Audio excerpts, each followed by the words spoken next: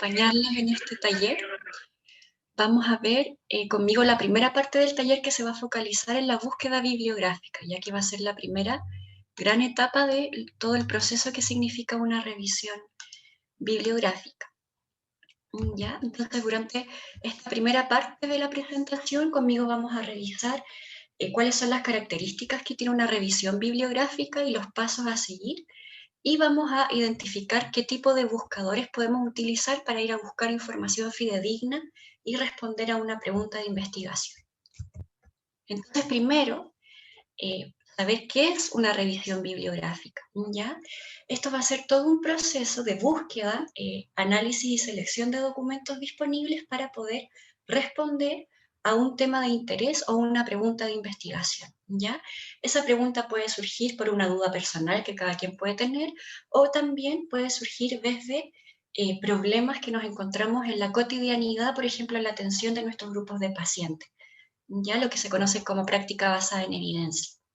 Y todo este proceso va a comenzar con ir a buscar información, primero formular una pregunta y luego ir a buscar información que responda a esa pregunta. Ya en eso nos vamos a enfocar en esta primera parte, y en la segunda parte vamos a revisar con la profe Alejandra de qué manera utilizamos, una vez que ya encontramos la información, cómo la vamos a organizar y la vamos a presentar.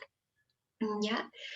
Las revisiones bibliográficas van a ser el punto de partida para cualquier investigación. Ya, si yo hago una investigación empírica, esto quiere decir yo voy a terreno a contestar una pregunta, previamente tengo que hacer una revisión de literatura para saber qué es lo que ya se conoce del tema que a mí me interesa investigar y identificar una brecha de conocimiento, lo que aún no se sabe, para poder levantar una investigación que valga la pena, ¿ya? Pero por otro lado, una revisión bibliográfica puede ser también una investigación en sí misma, cuando decidimos recopilar, organizar y resumir toda la información que existe disponible sobre un tema de interés. Y de esa manera también estamos generando conocimiento y ayudando a, en el fondo, facilitar el trabajo científico. Pues por otro lado, va a ser la base, ¿no es cierto?, de lo que se conoce como la práctica basada en evidencia, o en el caso de enfermería, la enfermería basada en evidencia, que es cuando a través de una búsqueda detallada de información damos respuesta a problemas que se nos presentan en la parte clínica, en la atención con los pacientes, cuando, por ejemplo, voy a realizar una curación de una herida de determinadas características y quiero saber qué tipo de apósito va a ser mejor utilizar. Puedo hacer una búsqueda para ver qué apósito tiene mejor evidencia para usar en esa herida, ¿ya? Entonces puede ser utilizada en cosas así de específico, como también si quiero generar, por ejemplo, recomendaciones para una política pública para la atención de determinado grupo o determinada enfermedad. Entonces, es bastante amplio el alcance que va a tener una revisión. Existen muchos tipos de revisiones bibliográficas. Acá nos vamos a enfocar, vamos a presentar principalmente dos, pero nos vamos a enfocar en una en la segunda parte. Existe la revisión sistemática, ya que es cuando se recopila y proporciona un resumen sobre toda la información disponible en un tema, ya respondiendo a una pregunta de investigación previamente estructurada, y se va a realizar de acuerdo a un diseño preestablecido. Las revisiones sistemáticas tienen la característica de ser súper estructuradas y de declarar abiertamente toda la metodología del proceso de búsqueda. O sea, se va a declarar desde cuál fue mi pregunta, cuáles fueron las palabras clave que yo seleccioné, cuáles fueron las bases de datos o fuentes donde yo fui a buscar la información, en qué fechas fui a buscar esa información, y posteriormente se declara cómo fue todo el proceso de selección de los artículos y de la información, y cómo es todo el proceso de análisis, de presentación de los resultados. Y además suelen contar con revisores externos como específicos y expertos en la materia, que ven que el proceso sea súper riguroso y que cumpla con los pasos del método científico, ¿ya? Y dentro de este tipo de revisiones sistemáticas van a haber revisiones de carácter cualitativo, que va a contar con un análisis de y presentación de la información de los artículos analizados, más descriptivo y narrativo, en el fondo, que uno va contando como los temas y la información que se encontró. Y por otro lado están los de carácter cuantitativo o los metaanálisis, que hacen un análisis estadístico de los principales resultados encontrados en la búsqueda. ¿Ya? Entonces va a presentar la información a través de lo cuantitativo. Y por otro lado vamos a tener las revisiones bibliográficas de carácter narrativo, ¿ya? Que van a ser menos estructurados, que la búsqueda sistemática va a ser más flexible y va a declarar en menos detalle la información de todo el proceso, ¿ya? En una revisión narrativa no siempre va a contar con una metodología que explicita todos los pasos que se siguieron. En cambio, una revisión sistemática sí o sí tiene que tener.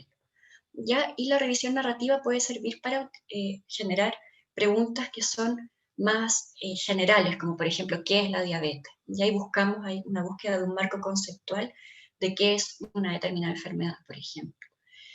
Y por otro lado tenemos la revisión sistematizada que toma aspectos de las dos anteriores, ¿ya? Se caracteriza porque es menos estructurada que la revisión sistemática, pero sí explicita una metodología, ¿ya? Sí nos cuenta cómo se llevó a cabo la búsqueda y en detalle, pero nunca con el mismo detalle y exhaustividad que una búsqueda sistemática, ¿ya? Lo que vamos a ver durante la presentación y se va a profundizar en la segunda parte va a ser una revisión en el fondo de carácter narrativo, pero sistematizada en el sentido de que sí se explicita una metodología, ya cómo se lleva a cabo toda la revisión. Y en la parte que nos vamos a focalizar ahora, en esta primera parte de la presentación, va a ser en la búsqueda bibliográfica, ¿ya? Que va a ser la primera gran etapa de lo que significa toda la revisión. Y la búsqueda va a ser la localización de referencias bibliográficas. Nosotros aquí nos vamos a centrar en referencias de carácter de artículos de revistas científicas, o más conocida también como papers, ¿no es cierto? Pero es importante reconocer que hay distintas fuentes de información, ¿ya? Podemos tener también literatura gris, como lo son libros, informes, páginas web organizacionales, etc. Y donde, bueno, como les comentaba, hay muchas fuentes de información. Nosotros aquí vamos a revisar enfocado principalmente a bases de datos científicas, que van a ser bases de datos que cuentan con distintas revistas científicas que publican artículos que cuentan previamente con una revisión exhaustiva de pares y de expertos antes de su publicación, para asegurar de que esa literatura sea de la primera calidad, ya de primer nivel. ¿Y para qué? ¿Para qué nos sirve hacer búsquedas bibliográficas? Por un lado, como les comentaba antes, para lo que se denomina práctica basada en evidencia, ustedes como enfermeros, enfermeras y profesionales de la salud en general se van a encontrar con desafíos en la atención de sus pacientes o en la gestión, por ejemplo, y coordinación de las unidades, y esas preguntas que emergen de lo cotidiano, ¿no es cierto?, del trabajo, uno puede ir a responderlas a través de la evidencia, ¿ya? Y de esa manera mantenerme actualizada y poder entregar cuidados de muy buen nivel y muy buena calidad. Y por otro lado, como tenemos estas imágenes acá, nos encontramos también de que las fuentes de información disponibles, sobre todo en Internet, son múltiples.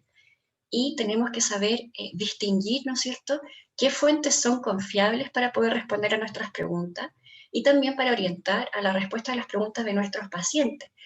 Tenemos un rol ahí, ¿no es cierto?, en educación en salud que es importante y es importante estar actualizados y educar a la población con información que sea fidedigna. Entonces aquí tenemos algunos malos ejemplos de, por ejemplo, el uso de redes sociales como fuente de información, sobre todo ahora en pandemia que hemos visto hartos movimientos, ¿no es cierto?, conspiracionistas que obtienen información de fuentes que no son muy confiables y eso hace que no podamos cuidar tanto nuestra salud.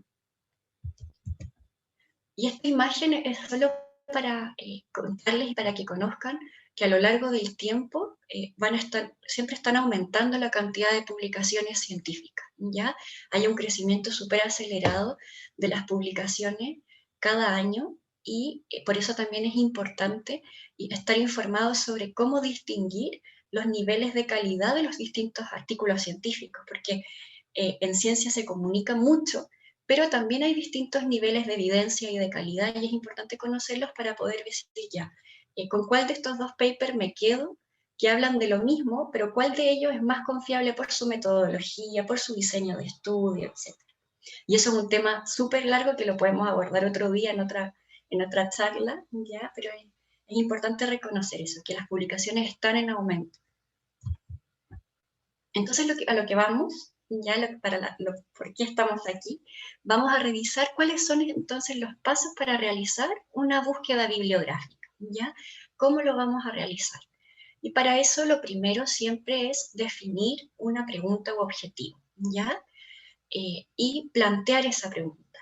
Luego tenemos que identificar cuáles son los conceptos clave o palabras clave que resumen mi pregunta en los conceptos esenciales que no pueden dejar de estar para yo ir a buscar a una fuente. Luego de eso, ¿no es cierto? Ya tengo mi tema, tengo mi idea de palabras clave, selecciono la fuente, a dónde voy a ir a buscar, ¿ya? Porque la fuente también va a depender del tema que quiero abordar. Y posterior a eso vamos a formular una estrategia de búsqueda o una ecuación de búsqueda que va a ser la combinación de mis palabras clave y finalmente aplicamos la búsqueda y vemos el universo de resultados con el que nos vamos a encontrar y ahí vamos a elegir cuáles de esos artículos que nos aparecen responden mejor a la pregunta que yo formulé inicialmente.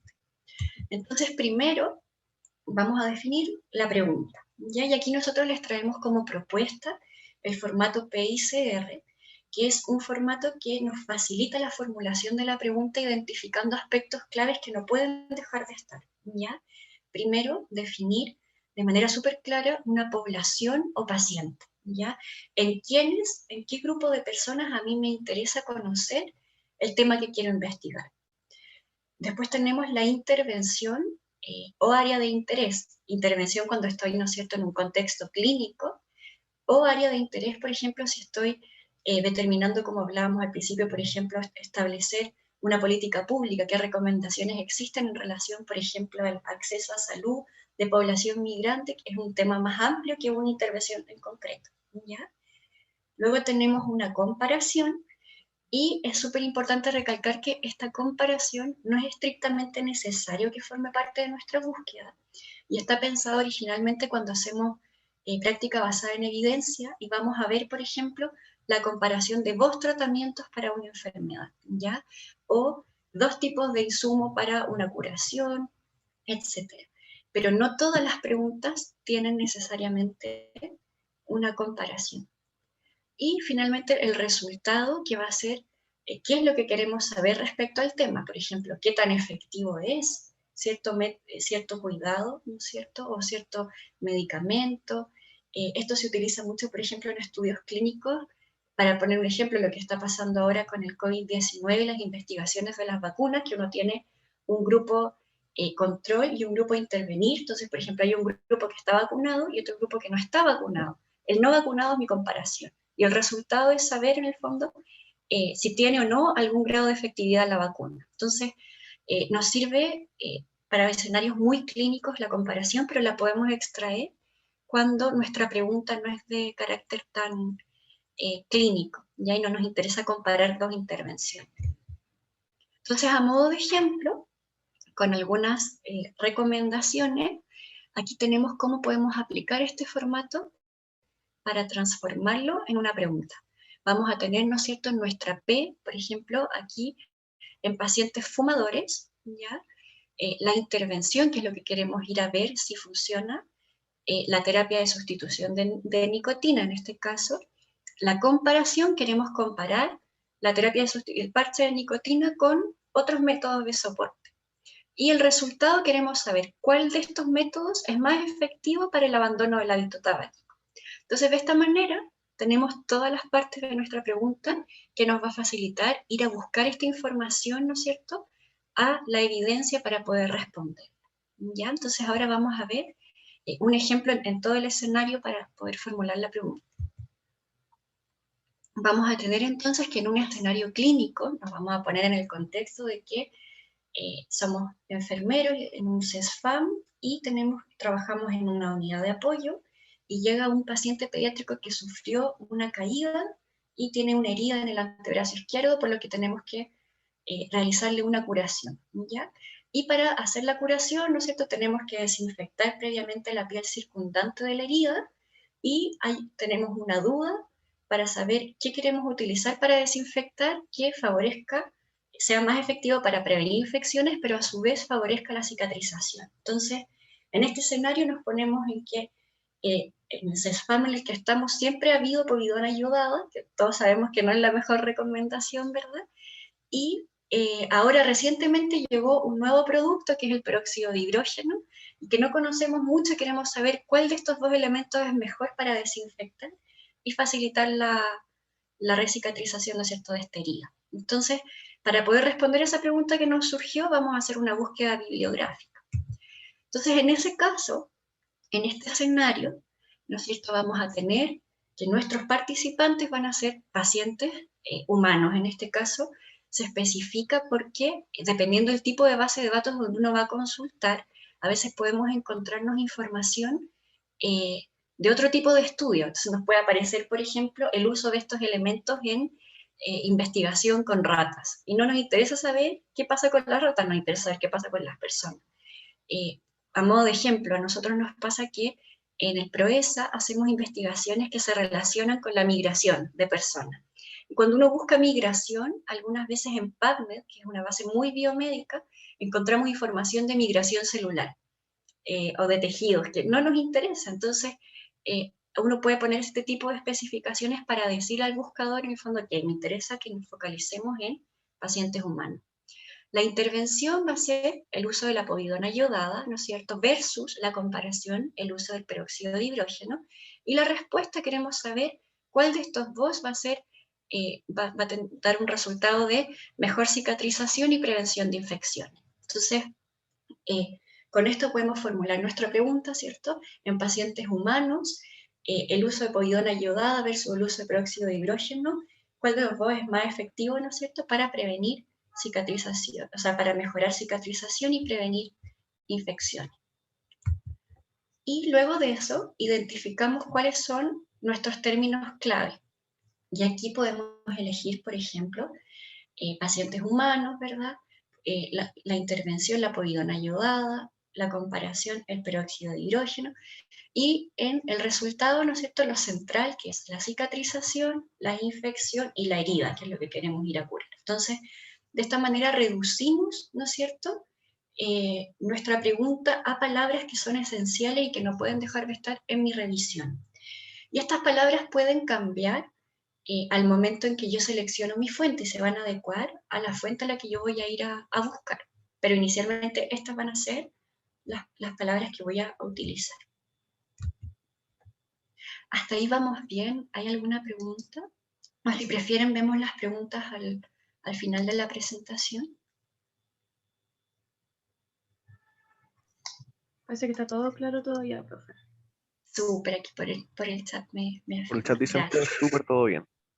Súper, sí, porque hemos ido bien rápido, es harta información, ¿ya? Bueno, entonces ya tenemos preguntas, tenemos palabras clave, ahora vamos a ir a seleccionar una fuente, ¿ya? Y las fuentes que nosotros les traemos como primera recomendación tiene que ver con las bases de datos científicas, ¿ya?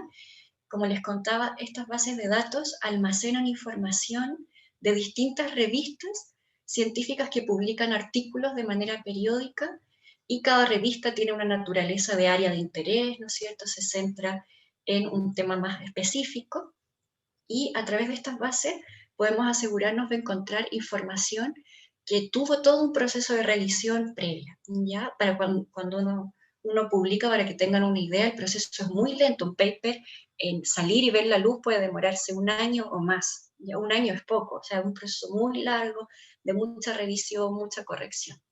Y dentro de estas bases nos vamos a encontrar, aquí trajimos algunos ejemplos, PubMed, por ejemplo, que es una excelente base de datos que es de carácter más bien biomédico, entonces para preguntas clínicas o de salud poblacional es bastante buena. Tenemos también Web of Science, que la gracia que tiene es que es un poco más abierta, entonces podemos encontrar artículos también que no sean solamente de naturaleza clínica, sino que también tengan un marco más social, por ejemplo, de psicología. Y tenemos ese cielo, que es otro buscador que también nos permite buscar información y tiene una búsqueda que es menos estructurada, no es necesario hacer como una ecuación para ir a buscar. y tiene principalmente publicaciones de Latinoamérica, entonces casi todos los artículos están en español o portugués, versus Medline y Web of Science, que es todo en inglés, ¿ya? Y por eso también es mejor, porque tiene información de distintos lugares del mundo y también un poco de mejor calidad. Nos encontramos también con bases de datos que son científicas pero exclusivas de revisiones sistemáticas, como es Cochrane, que ellos solo publican revisiones sistemáticas de artículos. Entonces, eso es muy bueno porque vamos a encontrar un paper que contiene todo lo que se sabe de un tema determinado, ¿ya? Y las revisiones sistemáticas son de muy buen nivel en las publicaciones científicas. Y también tenemos, como les contaba, literatura gris, que se puede consultar a través de informes, tesis desarrolladas por otros profesionales o académicos, libros, capítulos de libros, páginas web organizacionales como por ejemplo la página del Ministerio de Salud, de la Organización Mundial de la Salud, etc.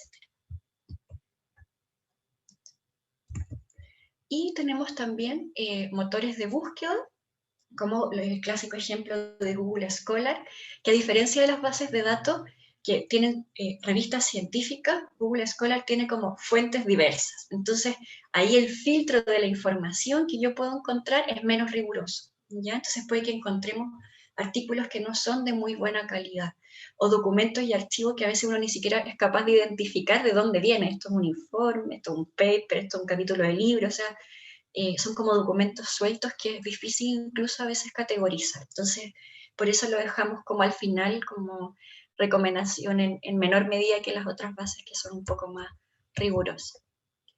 ¿Ya? Y una vez que, bueno, ya identificamos la base de datos donde vamos a ir a consultar, volvemos a revisar cuáles son nuestras palabras clave.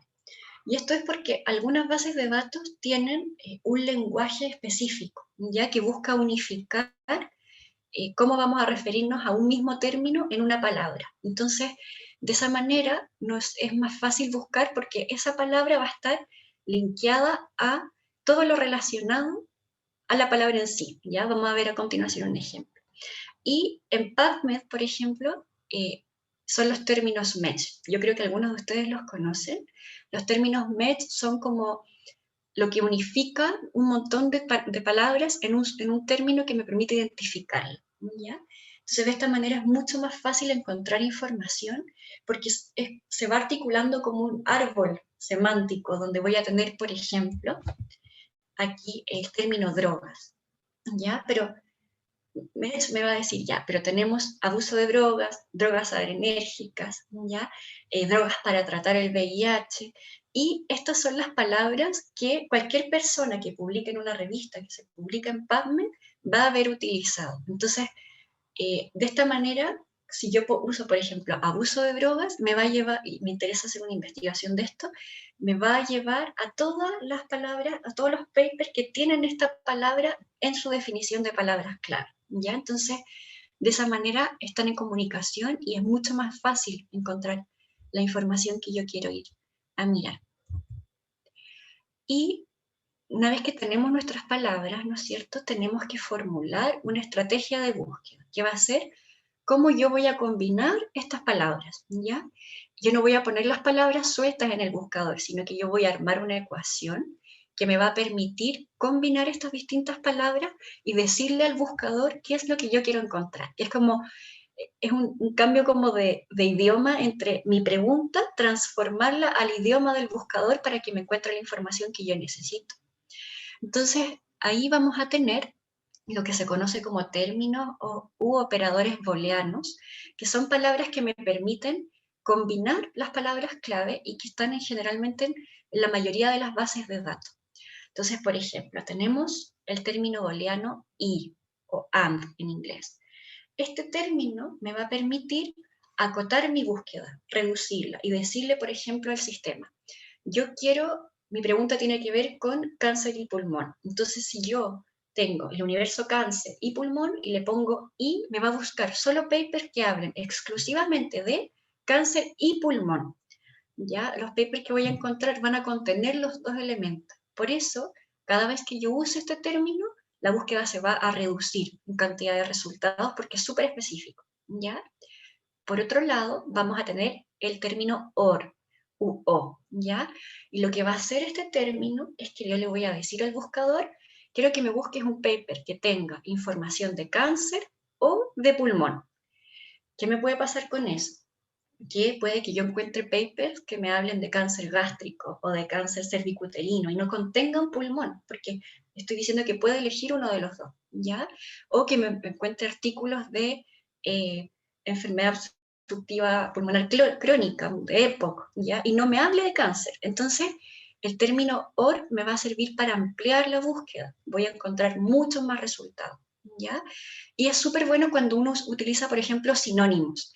Nosotros que hacemos búsquedas que se relacionan mucho con migrantes, por ejemplo, yo utilizo el término OR porque pongo, quiero que me busques la palabra migrantes o inmigrante o emigrante. Entonces, de esa manera, si un paper habla de los inmigrantes y no de los migrantes, a mí me va a servir, porque significa lo mismo y eso va a hacer que se amplíe mi ecuación y encuentre más resultados.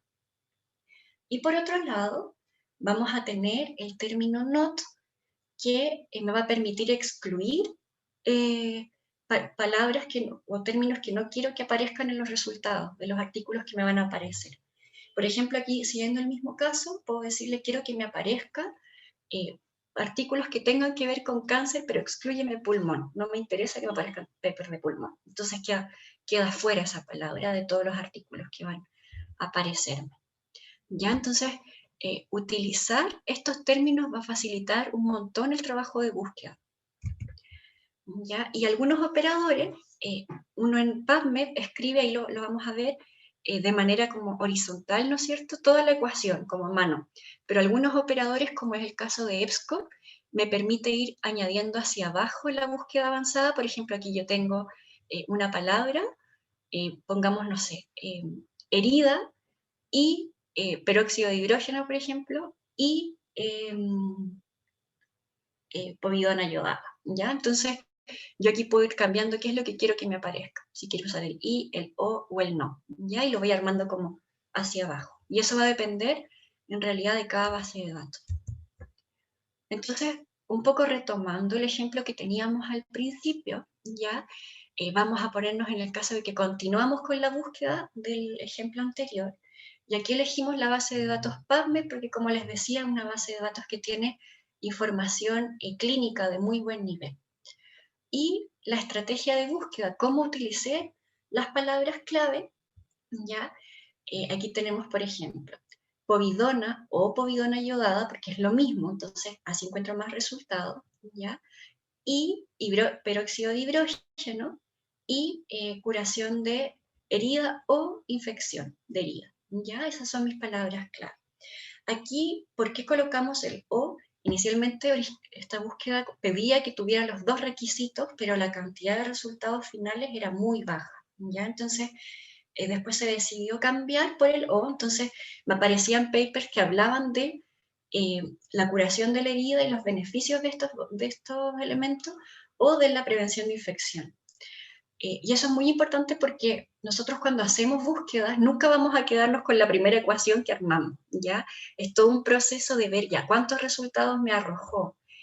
De estos resultados, qué tanto uno va leyendo los títulos y digo, ya, qué tanto responde o ayuda a responder a mi pregunta. Entonces, uno ahí tiene que ir jugando y modificando esta ecuación para encontrar una cantidad de resultados que me permite ir a navegar, ¿no es cierto?, y ver qué es lo que se acomoda mejor a mi pregunta. Entonces, uno ahí va jugando con la ecuación y va cambiando los términos booleanos, va cambiando las palabras clave también, ¿ya? Y, bueno, establecer siempre un criterio para seleccionar el artículo, que en este caso fue revisar la mejor evidencia que había disponible. Y, siguiendo ese caso, tenemos acá entonces que ya se encontró este artículo científico, que en este caso habla sobre la desinfección y curación de una herida, y es una revisión de diferentes elementos utilizados para la desinfección y promoción de la cicatrización de heridas, ¿ya? Y justamente este artículo cumplía con todas las características porque hablaba de las dos cosas y tenía los dos elementos, ¿ya? Comparaba el uso del peróxido de hidrógeno y de la povidona, entre otros muchos.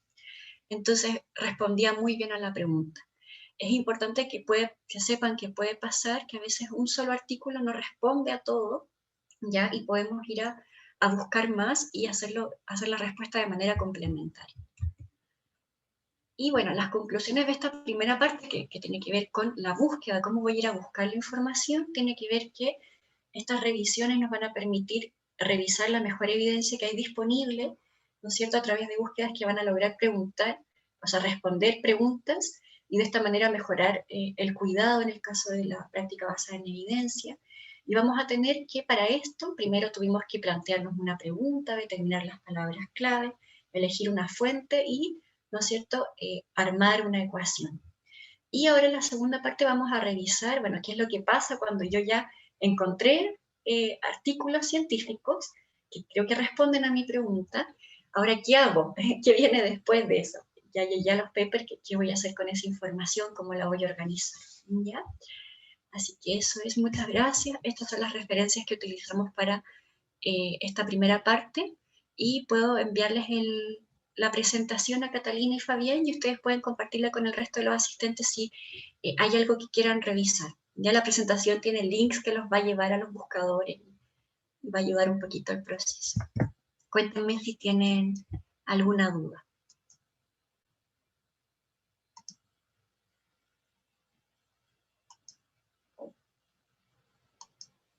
Ya, parece que no hay ninguna duda. Por el chat van diciendo que todo claro. Si surge alguna pregunta, los invitamos a abrir su micrófono y hacerla sin problema. Sí, por mientras la profe Ale podría compartir su pantalla para ir avanzando. Profe, con respecto a la bibliografía o literatura gris, ¿cuál es su criterio como para decir esto no lo puedo usar o esto no lo voy a usar? Porque igual es como súper, o sea, va súper ligado con el criterio que tenga la persona de qué va a ser útil y qué puede ser falso. Gracias, Cata, por la pregunta. Ahí va a depender para qué queremos utilizar la literatura gris.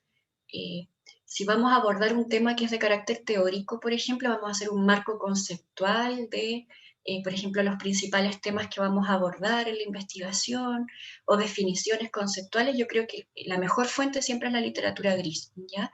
Ir a revisar libros, ir a revisar autores. También nos sirve cuando queremos conocer, por ejemplo, la realidad local respecto a un tema.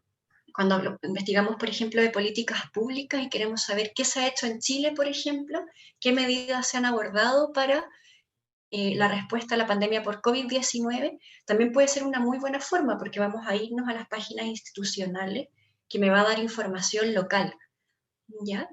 Por ejemplo, qué ha pasado en Chile concretamente o qué ha pasado en Latinoamérica. Para ese tipo de escenarios se recomienda la búsqueda de literatura gris, ¿ya? Ahora, si ustedes quieren saber algo, por ejemplo, de carácter clínico, ahí siempre se recomienda bases de datos científicas, porque ahí es donde se publican los artículos que hacen este tipo de comparaciones de manera empírica, ¿ya?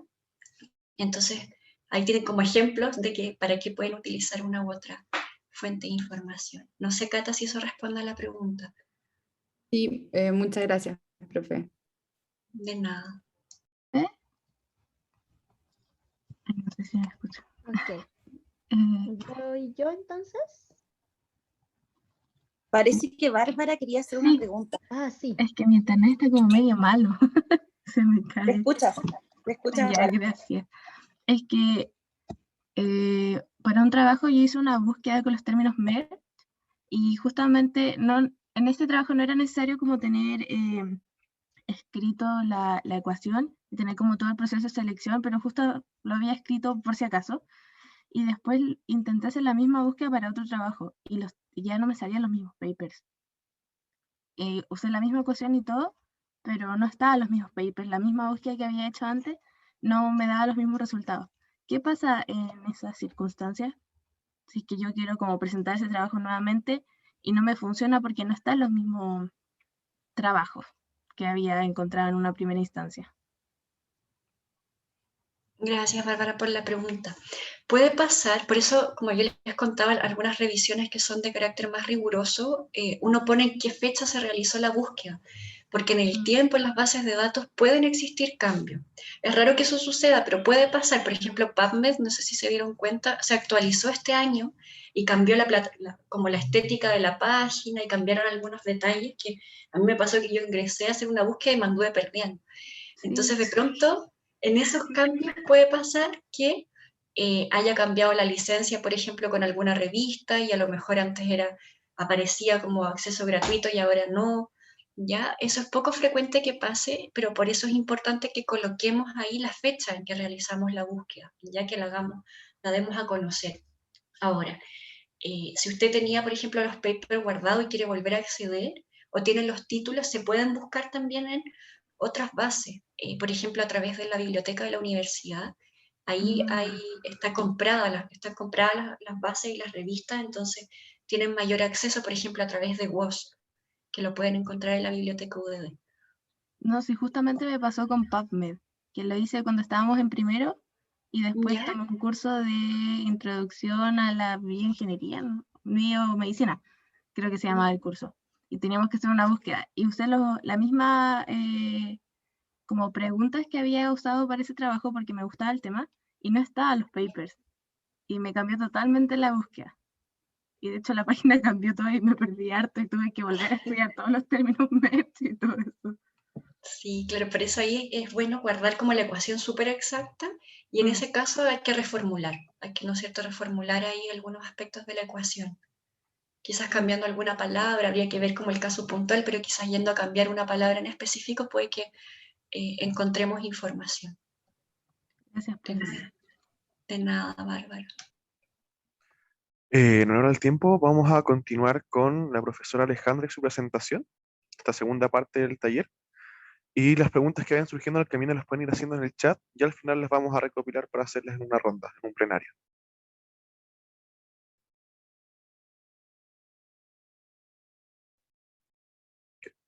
Profe Ale, cuando guste. Está silenciada. Sí, está silenciado. Sí, de hecho Está. están hablando, pero nadie. Perfecto, ahora sí, entonces me escuchan y ven mi pantalla. Bueno, vamos a asumir esta segunda parte. Varios de estos puntos ya los tocó la profesora Eliana, así que vamos a tratar de ir un poco más rápido para que, en honor al tiempo. Como les decía, es solamente recordar que nosotros siempre construimos revisiones bibliográficas en torno a una pregunta, un vacío o una brecha, que tiene que ser siempre, digamos, nuestro horizonte de hacia dónde vamos a generar nuestra estrategia de búsqueda, nuestras revisiones, ¿verdad? Siempre tenemos que estar mirando esa pregunta. Y siempre es importante diferenciar que esta pregunta no es una pregunta de investigación empírica, donde yo quiero obtener un conocimiento nuevo, sino que estoy haciendo una búsqueda de evidencia que ya existe, ¿ya? Y ahí hay como un desplazamiento en las formas de razonar, porque muchas veces nosotros cuando pensamos en investigación, pensamos en el método científico, ¿verdad? Donde hay experimentación, recogimiento de datos, ¿verdad? Recolección de datos, hipótesis, ¿verdad? Pero acá no estamos haciendo nosotros una investigación, sino que estamos viendo en qué estado se encuentra la evidencia existente respecto a una pregunta específica.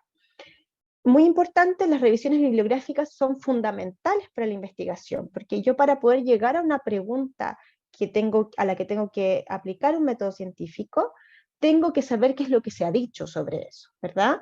Si yo quiero saber sobre la efectividad de una vacuna, antes de hacer un experimento sobre esa vacuna, tengo que saber qué es lo que se ha dicho en torno y qué es lo que existe, ¿verdad?, como bibliografía sobre esa pregunta. Entonces, nosotros siempre estamos buscando lo que existe como evidencia, lo que se ha hecho, cuáles son los resultados con los que ya contamos, que existe, ¿ya? Y a partir de eso, entonces yo lo busco, ¿no es cierto?, siempre mirando esta pregunta, vacío, brecha de conocimiento que existe. Tenemos ya el ejemplo, ¿no es cierto?, de que nos estaba poniendo la profesora María Eliana, donde una pregunta puede ser muy concreta, ¿verdad? Por ejemplo, ¿qué método uso para limpiar una herida? Estas son las investigaciones que son más, las revisiones, perdón, que son más del ámbito clínico, ¿verdad? Donde yo voy a buscar una evidencia específica sobre una situación concreta, ¿verdad?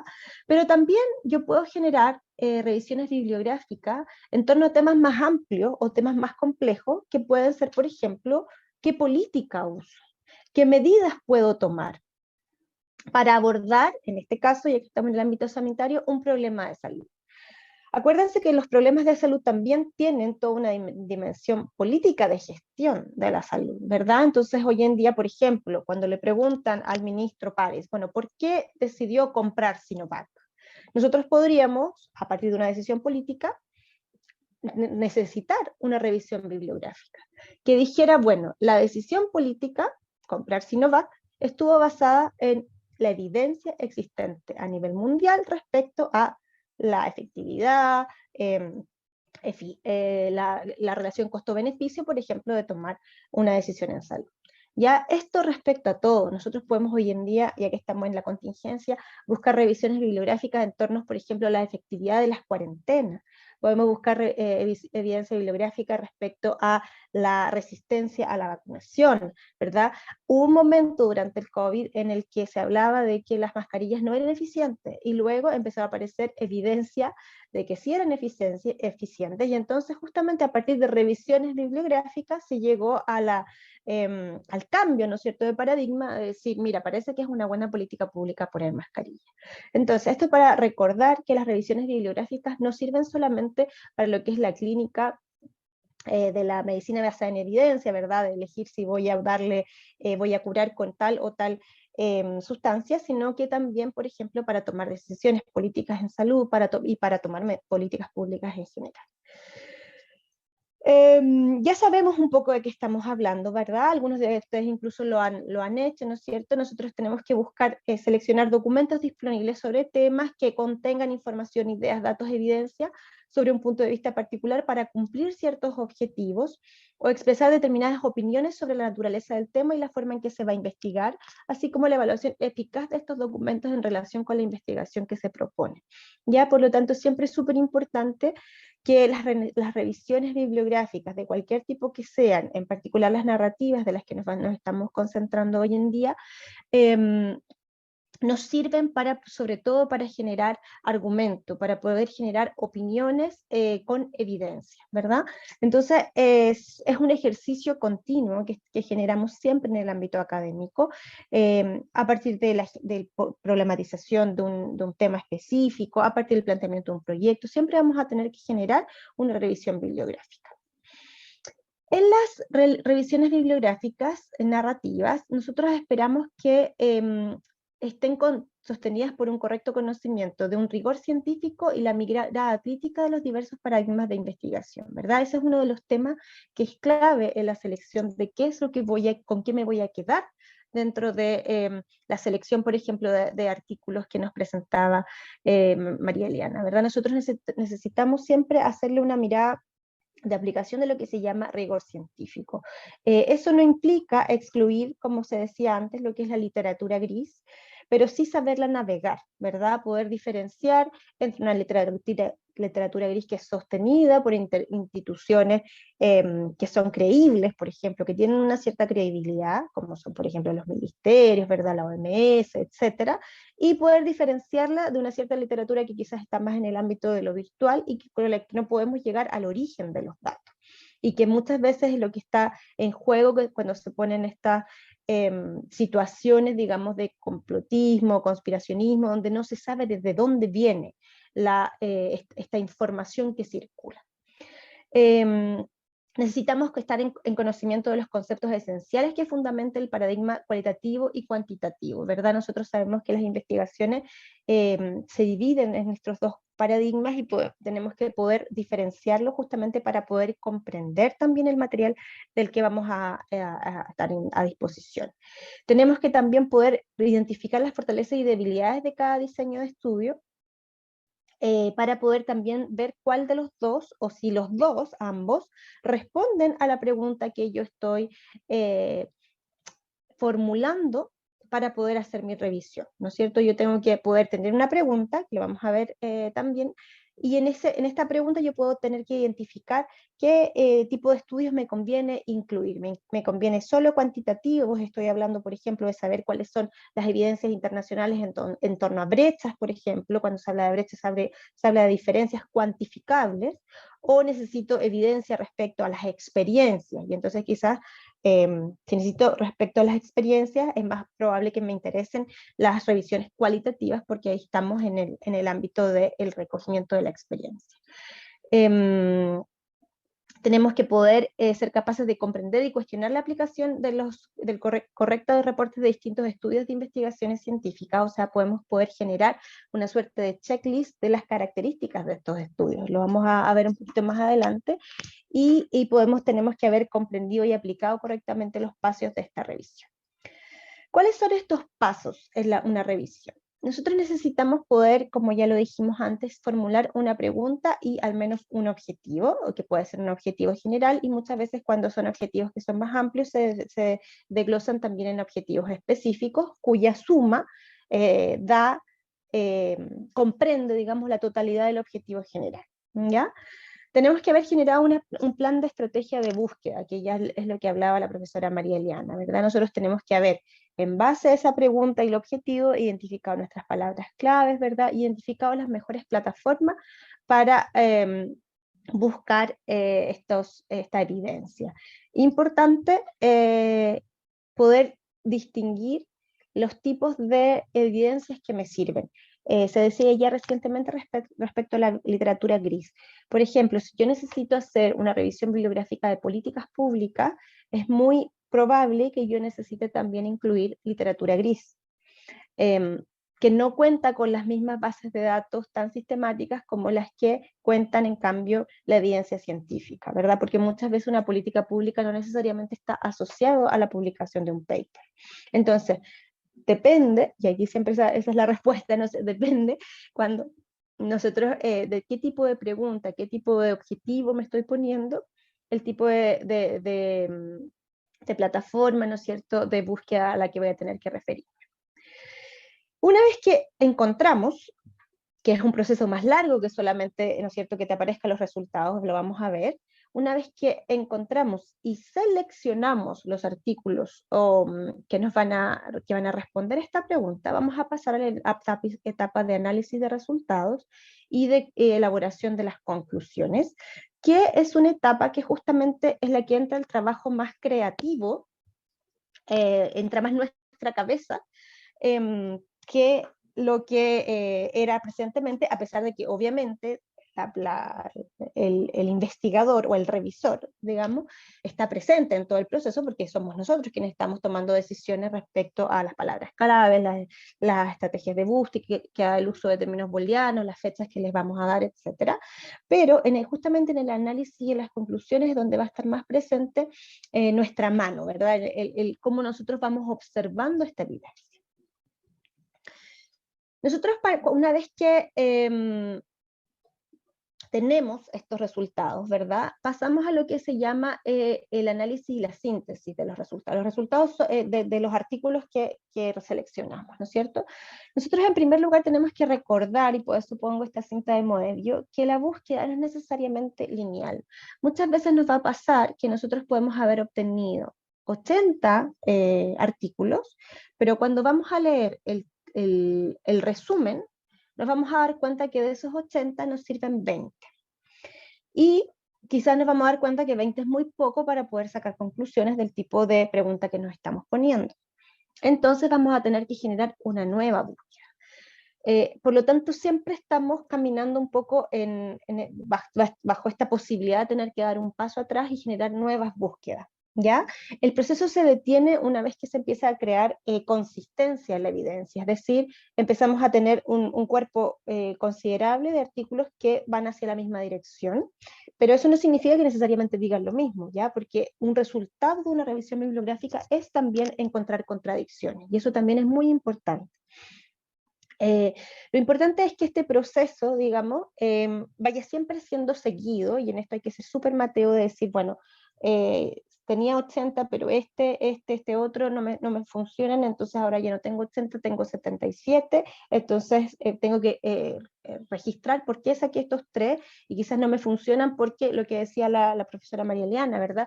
A veces en la búsqueda nos vamos dando cuenta que una palabra clave que no habíamos considerado puede ser considerada para palabra clave, o que había una palabra que nos parecía fundamental, pero que al final produjo confusión en la búsqueda, como puede ser, por ejemplo, la palabra migración, que muchas veces nos va asociando a migración celular y otro tipo de conceptos. Entonces quizás había que poner también migración humana, por ejemplo, ¿ya?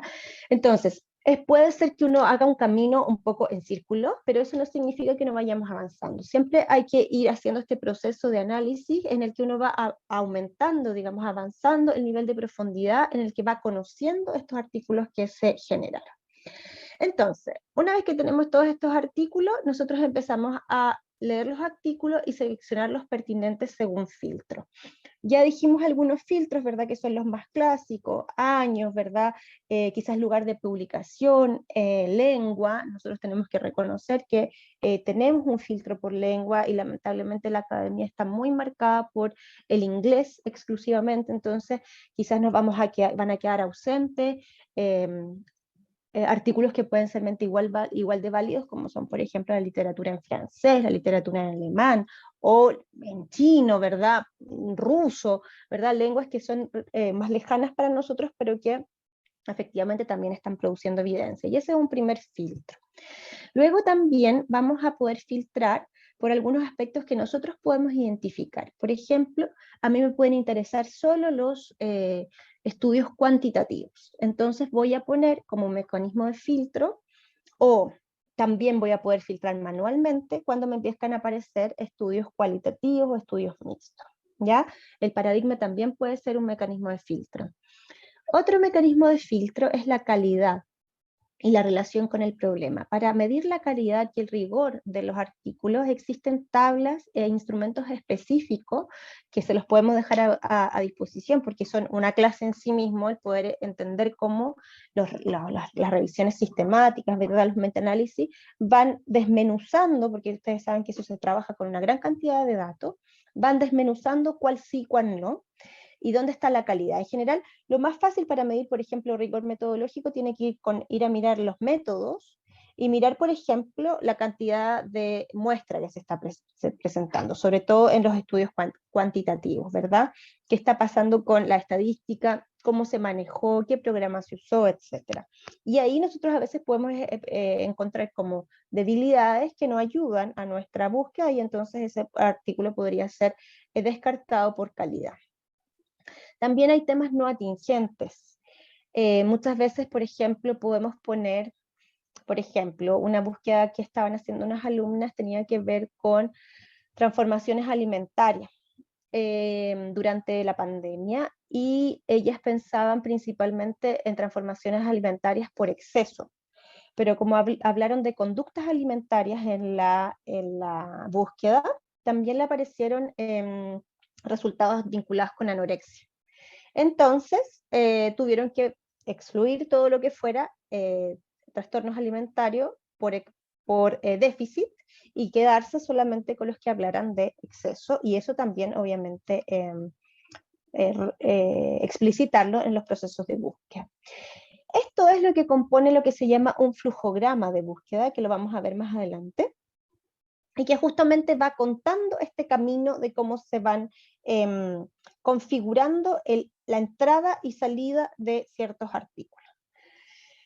Algunos aspectos por los que nosotros vamos a poder empezar a desmenuzar los artículos es poder empezar a clasificar, y aquí se construyen tablas Excel donde yo pongo el propósito, los métodos, los resultados, los hallazgos, además de lo que ya les mencionaba en términos más concretos o de datos del artículo, que son los autores, ¿verdad? El país de procedencia, el año de publicación, ¿verdad? Y entonces así yo empiezo a tener una matriz donde están los estudios un poco más desmenuzados, y quizás yo ahí empiezo a marcar, este no me sirve, este me sirve. Aquí ya empieza a ser importante poner ojo en estos hallazgos, ¿verdad? que son comunes a los diferentes estudios, comparando y contrastando los resultados, porque de esto se trata el análisis.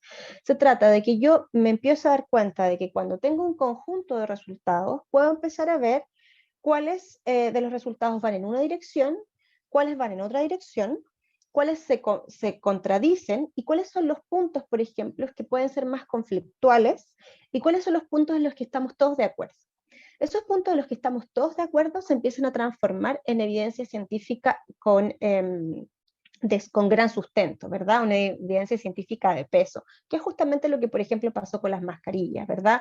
Se generaron muchas investigaciones al respecto, y si bien habían distintas variedades respecto, no sé, a la conformación de la mascarilla, al tiempo de exposición, a la distancia de interacción, espacio cerrado, espacio abierto, pero la mayoría de los artículos iban hacia decir, sirven, de alguna manera sirven. Entonces tenemos una dirección que genera acuerdo a pesar de divergencias específicas, ¿ya? Por ejemplo, hay un artículo que les quería mostrar, que los conocemos porque está hecho por integrantes de nuestros equipos del PROESA, que se refiere justamente a lo que decía María Eliana respecto a la salud de migrantes internacionales. ¿Ya? Entonces, así como podemos hacer revisiones sobre cómo tratar una herida, podemos hacer revisiones respecto a una política, a tomar decisiones respecto a la salud de migrantes internacionales en situación irregular. ¿Ya? Este es un paper que está publicado en el 2019 y que justamente responde a una revisión narrativa. La pregunta que se hacen los colegas, ¿verdad? Responde, ¿no es cierto?, a esta falta de evidencia, porque nosotros sabemos, por distintas investigaciones y por el trabajo que se ha hecho por años en el programa y fuera también, sabemos que los migrantes internacionales tienden a tener menos niveles de acceso a salud. Pero una población que está particularmente susceptible a quedarse sin servicios de salud es la migración, los migrantes internacionales en situación irregular, es decir, quienes no tienen, para decirlo en términos muy concretos, su RUT al día.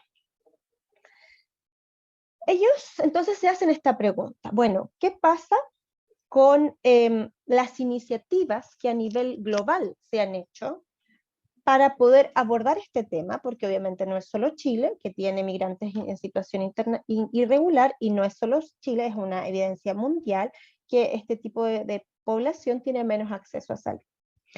Entonces, crean una revisión que responde justamente a la estructura de la revisión que ya habíamos esbozado, ¿verdad? Entonces tenemos una introducción donde se explicita el problema, el hecho de que hay una brecha, una falta de conocimiento, ¿verdad?, una falta de evidencia, una pregunta por responder. Y ellos parten de la constatación de que la mayoría de estas personas se encuentran en una condición de particular vulnerabilidad que impacta su salud, y además tienen múltiples barreras que dificultan e incluso impiden el acceso a servicios de salud. Entonces partimos de esta constatación.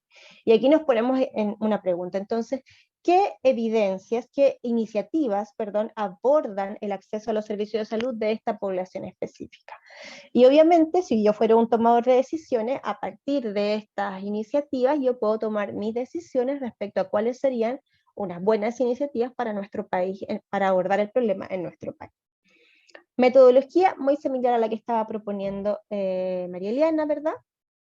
Tenemos estas bases de datos, y ellos generar una búsqueda en la que la primera búsqueda generó 787 artículos, pero con todos los mecanismos de filtro que ya estábamos comentando, incluyeron 26 artículos, de los que dan cuenta de 31 iniciativas.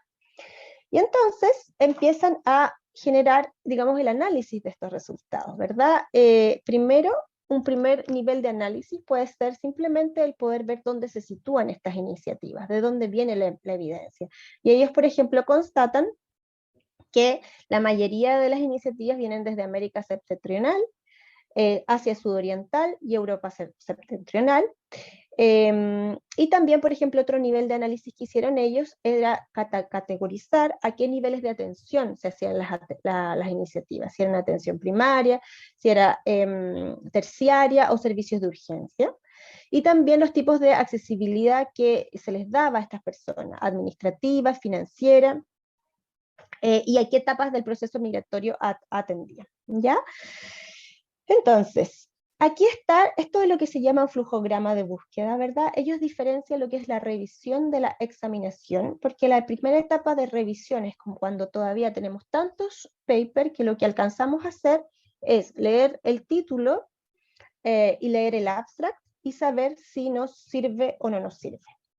Una vez que yo selecciono bajo, ¿verdad?, ese número muy grande de resultados, leyendo título y con abstract, paso a lo que es la examinación, que es analizar los textos completos, ¿verdad?, leer propiamente tal el texto, y de ahí también puedes pasar que leyendo todo el texto me dé cuenta que no tiene nada que ver, entonces puedo excluir y llego al número final del análisis, que en este caso es de 26.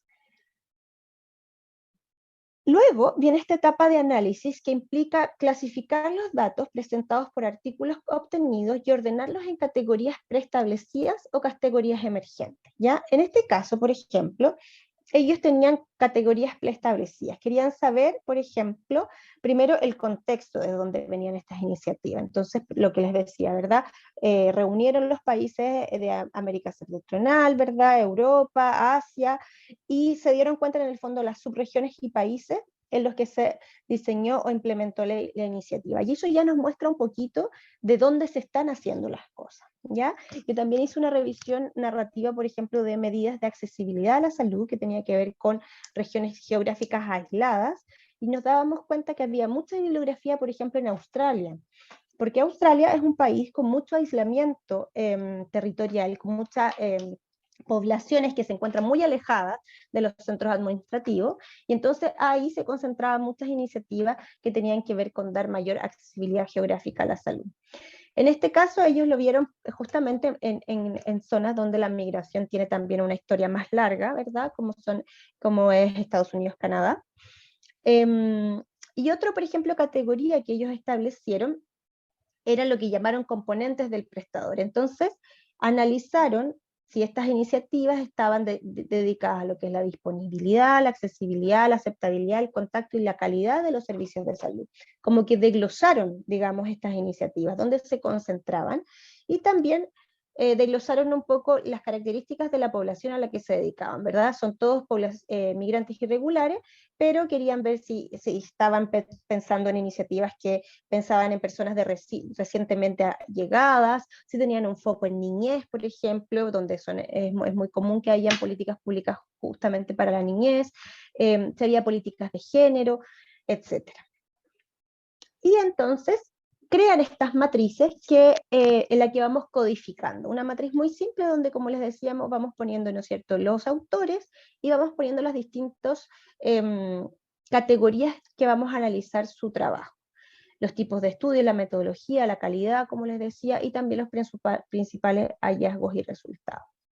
Estos son, entonces, los tipos de tablas que se van generando una vez que yo empiezo a tener todos mis artículos analizados, ¿verdad? Y esto nos permite, acá como ustedes ven, por ejemplo, está solamente el título de la iniciativa, el país, los autores y el año, pero luego empiezan a crearse estas categorías, ¿verdad? Donde yo voy preguntándome lo que yo estoy tratando de ver en esos artículos. Entonces, acá que había un foco en el tipo de prestaciones que daban esas iniciativas, los autores empezaron a desglosar, digamos, lo que era nivel de atención, tipo de prestación, y así se van creando estas matrices.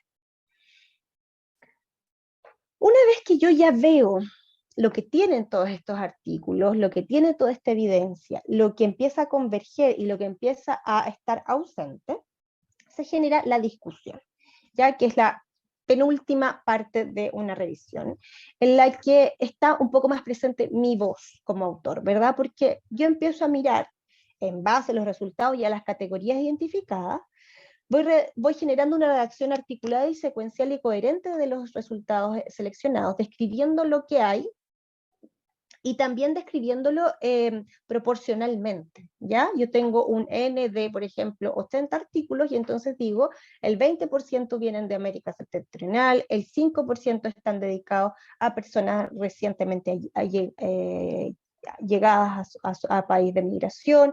Entonces voy transformando esta tabla también en porcentaje, de manera que yo pueda, como lector, poder ir entendiendo dónde se van concentrando o no la evidencia, ¿no es cierto?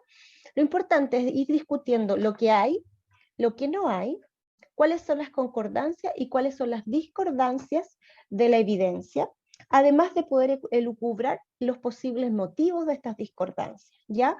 ¿Por qué se van generando estas discordancias, estas divergencias en la evidencia? Puede ser que, por ejemplo, yo esté comparando países con políticas migratorias radicalmente distintas, puede ser que yo esté haciendo, porque también pasa que se están haciendo comparaciones de estudios que fueron hechos con métodos completamente distintos, entonces tienen resultados completamente distintos. Y entonces ahí yo empiezo a mirar qué es lo que puede generar esta discordancia, estos conflictos que puedan haber en la evidencia. También cómo decir, pero por ejemplo lo que decíamos respecto a las mascarillas, parece que funcionan. O sea, a pesar de todos estos factores que estamos diciendo, ¿verdad? El tejido, la exposición, la distancia, el estar abierto, bla, bla, bla. Lo que todos están de acuerdo es que algo protege, por ejemplo. Y también en esta sección se van identificando lo que se llama las brechas de conocimiento, es decir, donde falta conocimiento. De hecho, esta revisión que está acá, bueno, acá hay un ejemplo, ¿verdad?, del proceso de discusión que ellos ponen. Identifican que, perdón, acá está. Ya, perdón. Acá lo tengo. Acá. Identifican que hay una brecha de conocimiento de evidencias o iniciativas que tengan que ver, que cubran el tema de la competencia intercultural, y también la perspectiva de género. O sea, se dieron cuenta que si bien hay iniciativas de distintas características que tienen que ver con accesibilidad, disponibilidad, bla, bla, bla, barreras administrativas, se dieron cuenta que la mayor parte de estas iniciativas no tenían un enfoque en competencias culturales, que significa, por ejemplo, integrar facilitadores o traductores para las personas recién llegadas, o tampoco tenían un enfoque de género. Y aquí entonces pasamos a las conclusiones, en las que resumimos la información clave de esta revisión, el propósito, la metodología y los principales hallazgos, y vamos a destacar de todo lo que dijimos como análisis, como dentro de la discusión, ¿verdad? Vamos a destacar en lo que queremos que se lleve, digamos, el lector, ¿no es cierto? Las concordancias y las discordancias. O sea, estamos diciendo, quizás aquí, volviendo al ejemplo de las mascarillas, a pesar de todo esto, sirven para esto, punto. En esto estamos seguros, y en cambio, en torno a todo esto, podemos tener algunas dudas.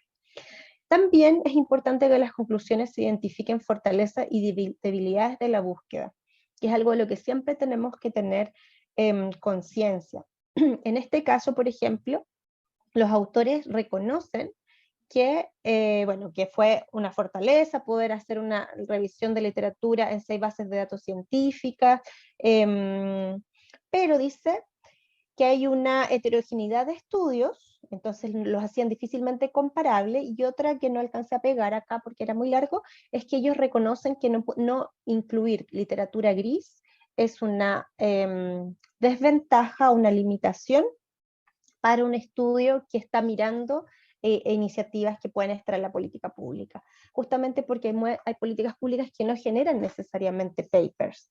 Entonces, en este caso ellos reconocen que fue una debilidad el no haber podido incluir literatura gris.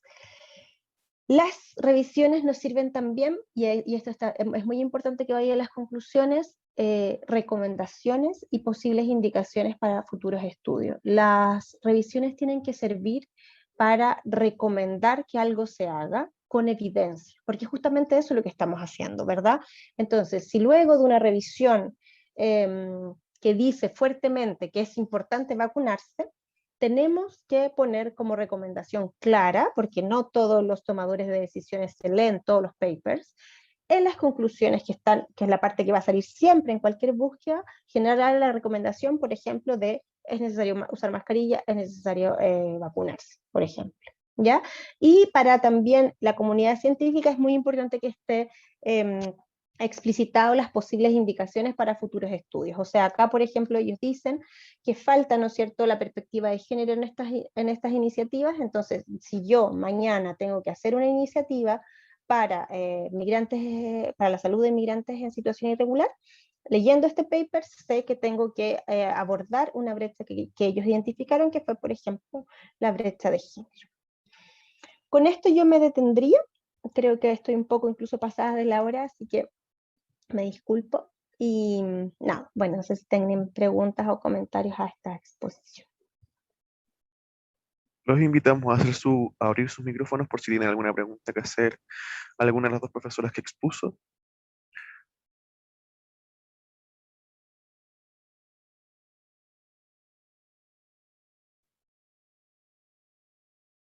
Por el chat nos dicen, todo muy claro, profe, muchas gracias.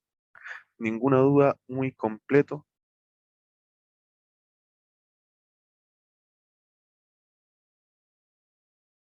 Aprovechamos de agradecer a nuestras dos profesoras que expusieron hoy día, la profe Alejandra y la profe Eli, muy claras, muy entretenidas, tema muy útil, tanto para alguien que se quiere dedicar a la investigación, como para quien simplemente quiere estudiar y saber un poco más de algún tema, profundizar de alguna forma.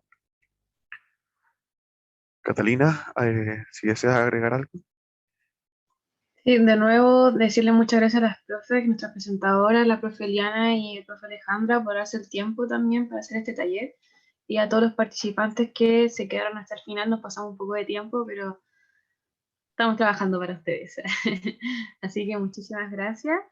También recordar, los que quieren hacer una revisión, nosotros apoyarlos para hacerlo en la Feria de Ciencia e Innovación o en la revista Confluencia, que nos contacten, ya sea por las redes sociales. Tenemos el Instagram, que es el @ace_udd, o el correo, que es ace@udd.cl. Así que también pueden escribirnos para poder apoyarlos. Nosotros también, las profes tienen también nuestro respaldo, y ellas también se pueden comunicar con ustedes o ustedes con ellas. Así que muchísimas gracias a todos por participar y dar su tiempo para este taller. Así que estamos súper atentos si es que alguien en verdad está motivado para hacer esto, que en verdad hay harta experiencia y también se ve un poquito más bonito el currículum también. Así que ahí motivarlos. Así que muchísimas gracias a todos. Cata, Fabián, y cuéntenles si lo van a subir a alguna parte de la grabación. Precisamente, Sí, esto se lo vamos... Dale. la grabación apenas se descargue, la vamos a enviar por correo electrónico a través de un Drive para que la puedan visualizar las veces que sea necesario. Y si todavía les queda alguna duda, la pueden resolver con eso. ¿Sí? Se va a enviar un Deben link. mandarle los PowerPoints. Así es. Ahí las profes, las presentadoras nos tienen que enviar los PowerPoints y nosotros se los hacemos llegar a ustedes también. Recuerden que este taller cuenta con un certificado de participación que dentro de las próximas semanas se lo haremos llegar.